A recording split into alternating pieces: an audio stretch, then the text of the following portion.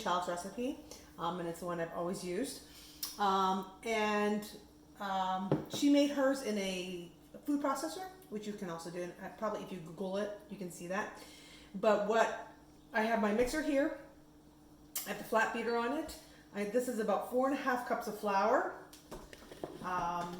You can play with it, but that's what I figured out. A teaspoon of salt, and then you put the bowl up. Now I've got 3 sticks of butter and 1/2 cup of Crisco here.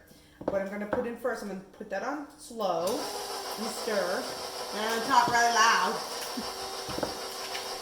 And I have what's called a bench scraper. And I'm just going to cut my butter into cubes. It doesn't have to be perfect.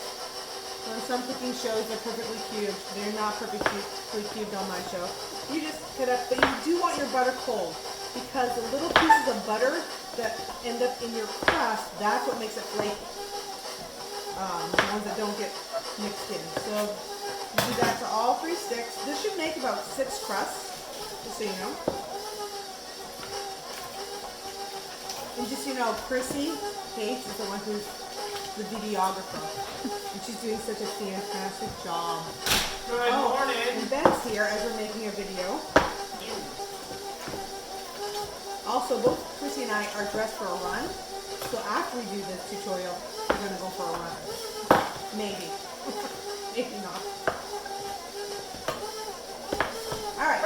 So they're almost out. Chrissy, can you come over here and just show them what this looks like? So you're just sort of incorporating the butter. You have big chunks of butter. And once it's like that, now I'm going to add the Crisco. I'm just going to start working the Crisco in. I just put the whole thing at once. You can cut it up if you want. I tend to not.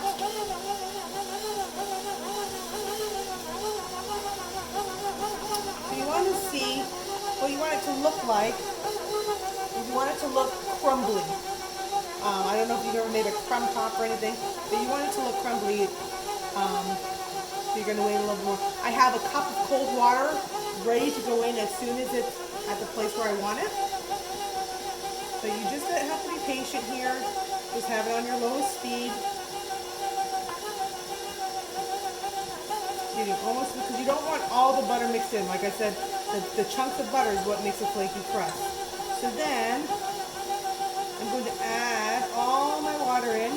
You can have a little extra in case you need it. Now you see it's starting to come together.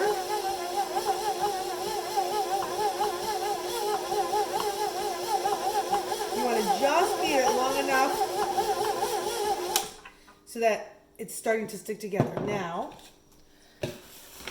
I'm going to put some flour out here, and I'm going to just pat it into like a disc. I'm going to put it out here, lots of flour. Also, the thing you want to remember is you don't ever want to over touch your dough. That's what makes it tough. That's what makes it not flaky. So I just throw it on here on the floured surface.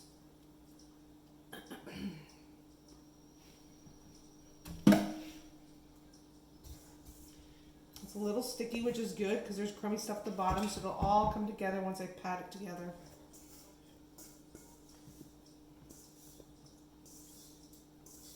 Okay, now see, but if I put up a piece like that, it all sticks together. That's what you want it to do when you put it out. You just want it to be able to stick together. All right, so we're going to just pat this into a disc.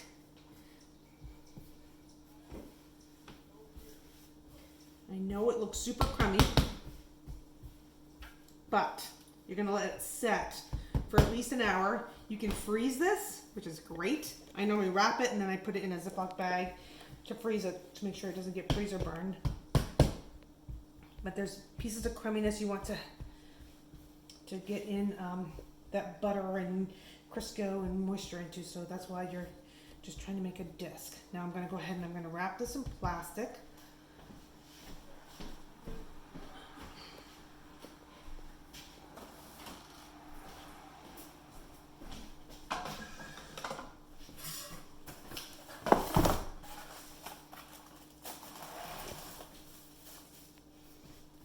Take my bench scraper and get it under one side, and then just move it all carefully. If it falls apart, that's okay. Get it onto the plastic.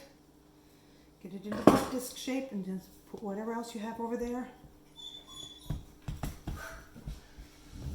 You're gonna combine it a little bit more while it's in the plastic.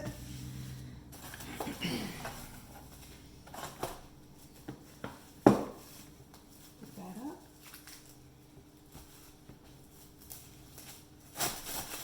Now, once it's in here, now you're gonna really try to combine it all in.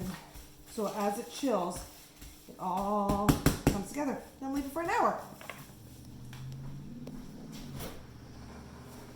I'm going to make a strawberry rhubarb pie. So I normally will use frozen berries, which you can see these are frozen strawberries. And I've got frozen rhubarb, which was fresh this year.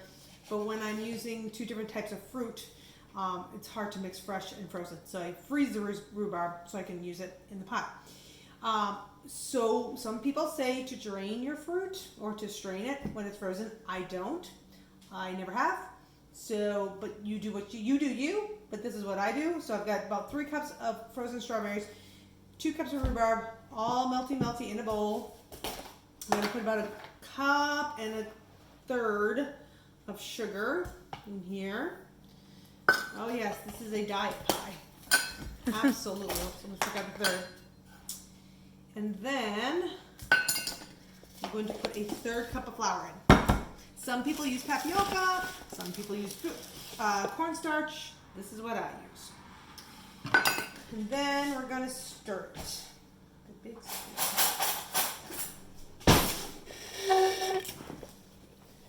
And just get it all mixed in really good. I have many young ladies that have stirred several thousand pies worth of fruit. When we had our bakery, we did about, in the summertime, sometimes 500 pies a week. Crazy, absolutely crazy. Hence the reason we had to use frozen fruit, because to find fresh fruit for 500 pies was nearly impossible. Okay, so that's all stirry, looks good. Ready to pour in the pie crust. Okay, so now, pie crust, let's pull that up. Okay, so now it's hard-ish. I'm gonna put some flour down. I've got my bench scraper here. And I'm gonna get 6 crusts out of this. So all I want for this pie is 2 crusts. And then I will wrap the rest up and I'll probably freeze it. There's my pieces. By the way, Chrissy and I did go for a run, for those of you wondering. I know you guys are like, wow, did they really, or did they just sit down and have a mimosa and take a shower? But we really did go for a run. Now I'm going to cut these a little bit uneven because my bottom crust will be bigger than my top crust because it has to fit inside the pie plate. The only time I don't do that is with apple pies, because with apple pies, the apples shrink down so much that you like them piled right up into the pie plate. All right, those are for another day. All right, so I have a marble rolling pin. These don't cost that much more, and they are so worth their legit weight because they do half of the work for you. I always start by pushing it down myself. It helps me to shape it, keep it together without the rolling pin.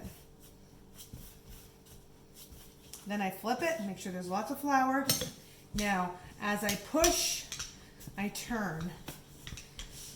Always just really trying to get it. Why not? Look, can you zoom in here? You see these things of butter? That's what you want to see as you're rolling out your dough. You want to see spots of butter because that means you're going to have a nice flaky crust. It's getting a little sticky. I'm going to put more flour on. Make sure you can still move it.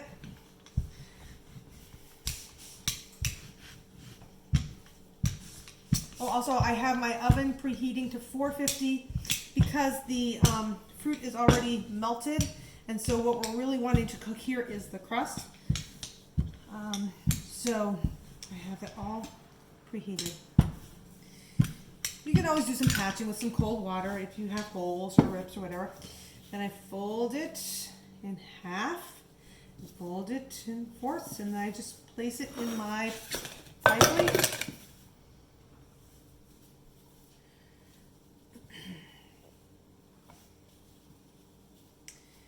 And I pull it down so that it's gonna cover all the sides, but it goes all the way down inside also.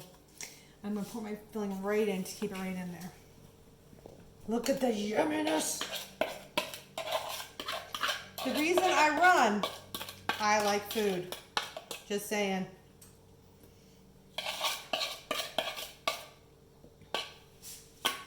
Okay, yum, look at that. All right, so now we have the top crust coming. Put a little bit more flour down, push that down with my hands, start to shape it with my hands. Now this one, I just want it to be just big enough to place on this once it's done. So, I'm gonna flip it and I'm gonna roll it. You just start easy. You let really the weight of the rolling pin, just start pressing it down until it gets a little flatter, a little more easy to deal with. And you want it just big enough to seal the edges.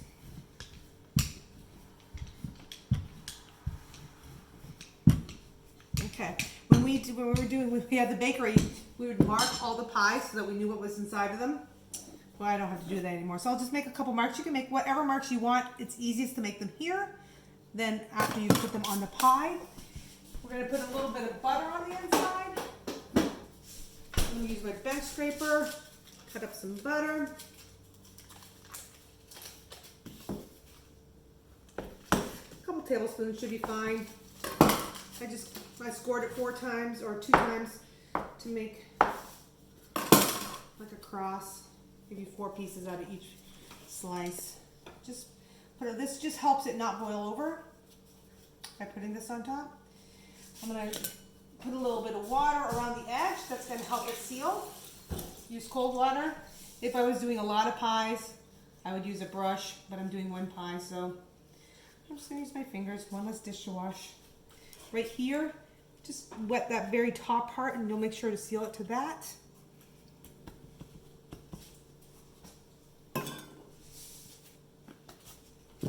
Now I fold this just in half and I place it right so that that is meeting with the edge. I flip it over.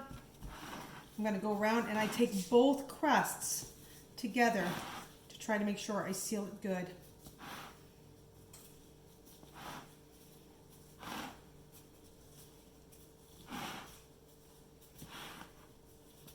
Okay, now we're going to cut off some of this crust. And what I do is I angle my knife in like this, so I'm still going to have some extra crust around the edge, but it's going to cut off the extra, but leaving me enough to flute to make a pretty side. I am not a neat cook at all. Ask any of the lovely ladies that work with me. All right, so to flute, I just take my 2 fingers, I push my fingernails against the edge of the pie plate, and then I push 1 finger in between. You can take little ones, you can take big ones, whatever you want to do, and just make the edge of it. Oh, that didn't get cut off good. Pretty. Now we'll do this. I'm also very much not a perfectionist.